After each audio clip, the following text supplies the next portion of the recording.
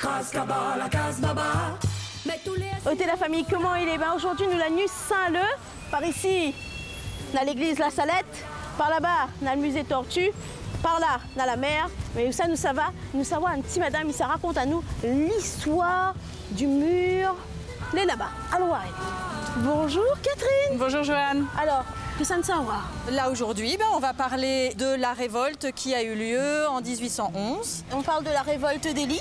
Oui, mais il n'était pas tout seul bien entendu, mais c'était lui le personnage emblématique. C'était les autres esclaves et des autres propriétaires terriens qui l'ont entouré et qui ont mené avec lui la révolte. En fait, Élie, c'était un monde à se battre pour son liberté.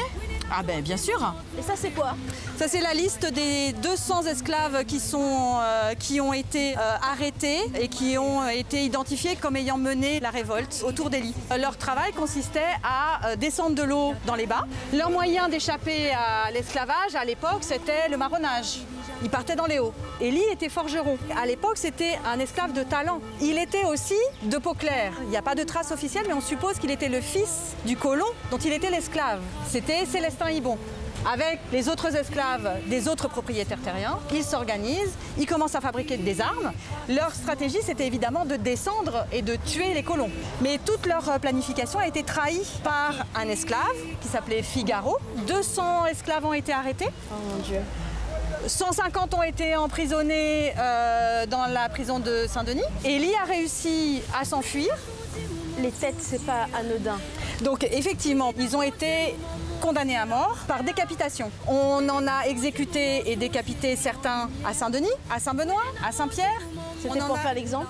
C'était exactement pour faire l'exemple. Et les colons qui ont raconté cette histoire, tu peux évidemment imaginer que quand ils l'ont écrite, ils ont minimisé le charisme d'Élie et de ses frères.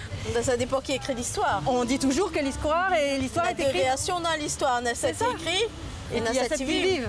Grâce à cette révolte, Élie a effectivement aussi, avec des actes forts comme libérer des esclaves qui étaient offerts depuis plusieurs mois dans certaines propriétés de colons. Ça a donné un côté héros quand même. Mais c'était le héros.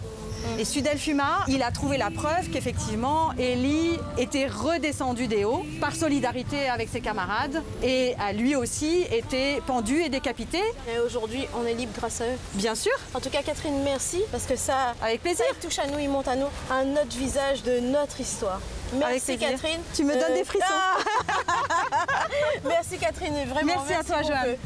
Tu connais tellement que les plus gaillards quand c'est Zot qui colle.